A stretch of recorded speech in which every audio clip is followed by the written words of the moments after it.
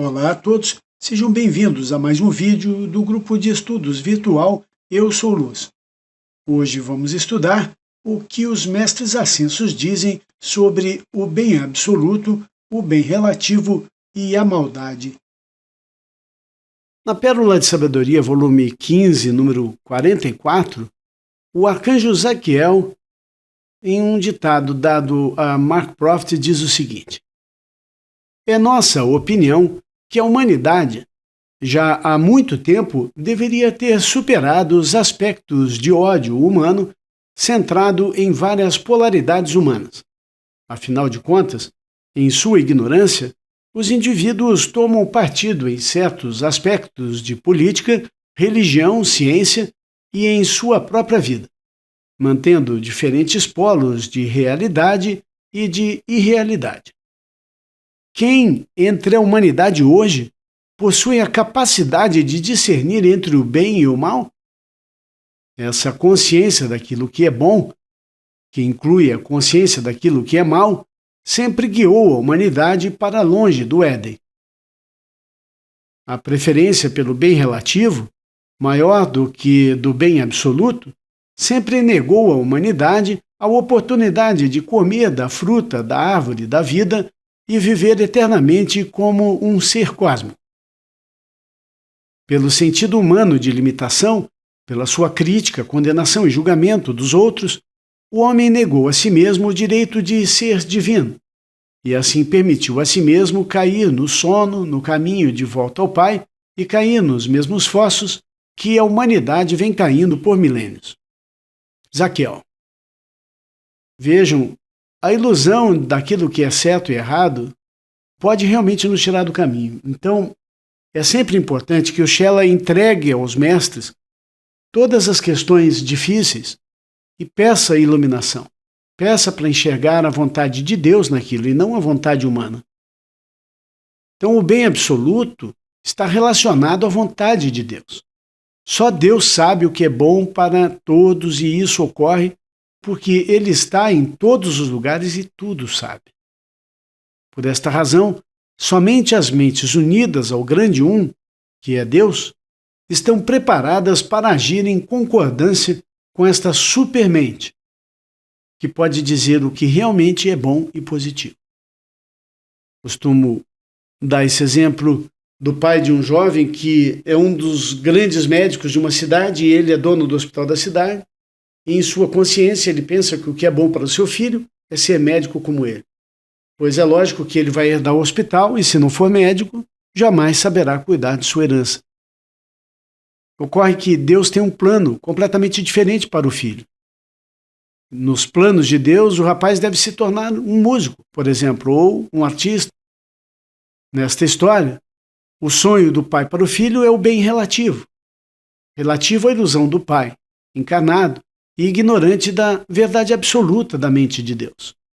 O bem absoluto é a vontade de Deus. O único caminho capaz de levar a felicidade para o rapaz e para toda a sua família. Você pode dizer, mas o pai não está errado em querer isso para o filho. Está sim. Está completamente errado. Pois só a vontade de Deus é boa. Se ele confiasse mais em Deus e orasse mais, poderia compreender melhor seu filho e encontrar aquele que foi o enviado por Deus para manter o trabalho do hospital.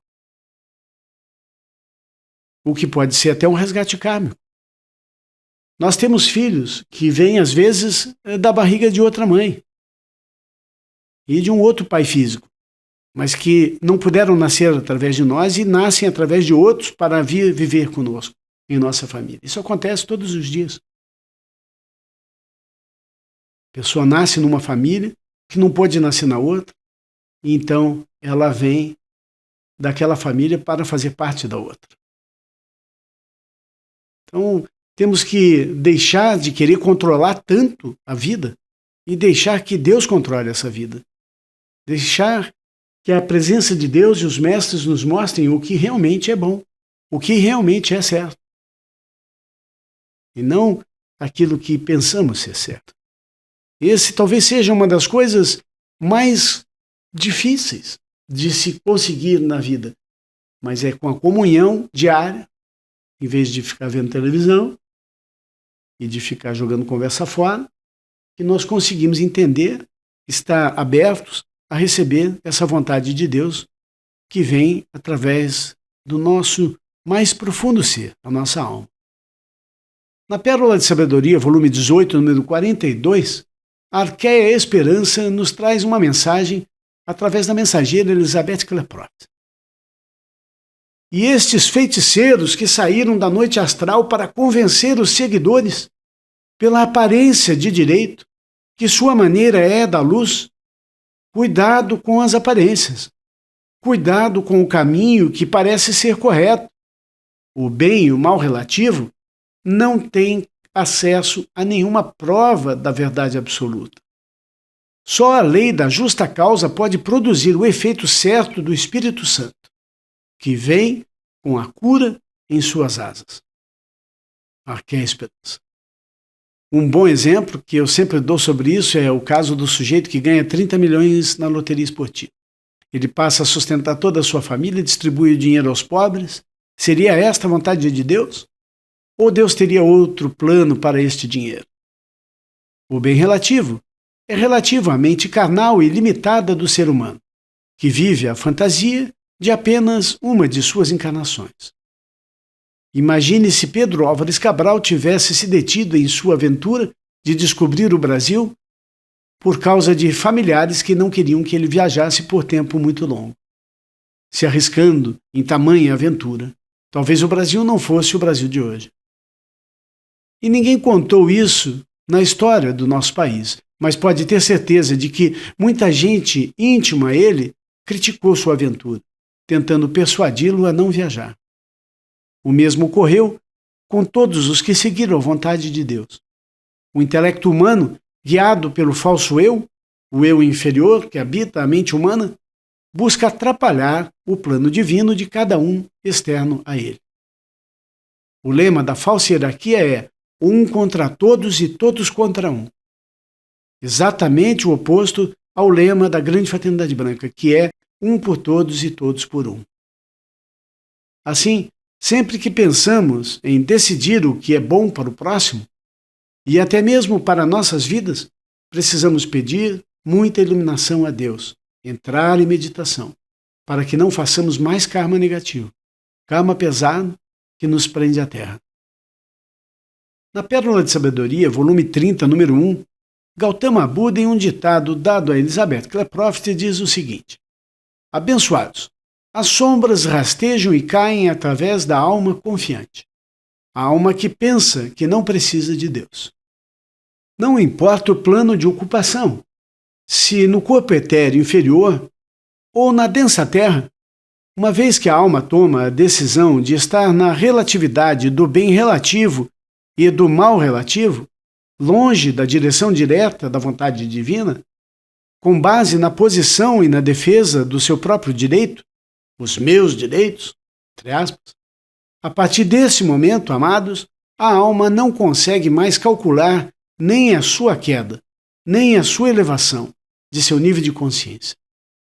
Outro, além de si mesmo, deve relatar as idas e vindas, as ascensões e quedas da alma. Esse outro e esse alguém é o mediador, o Santo Cristo pessoal. Mas então, quem pode se aproximar do nível do mediador? Por isso, nós enviamos instrutores mundiais para aquela zona entre a esfera dourada e os planos do mal e dos espíritos imundos. Gautama Buda. Um comentário: as oitavas de luz, planos entre o céu e a terra. Os instrutores mundiais são Jesus e Kuthumi. E os seus escolhidos foram treinados e enviados por eles para divulgar os ensinamentos para a humanidade em todas as línguas. Os instrutores mundiais e o guru vivo, que são os mensageiros. Alguém para encarnar a norma da lei do eu sou, os ditados dos mestres ascensos. E aquele também para descer do plano do Cristo pessoal, os mestres ascensos que nos deram os ditados. Maravilhoso, maravilhoso. Vejam que existe uma hierarquia.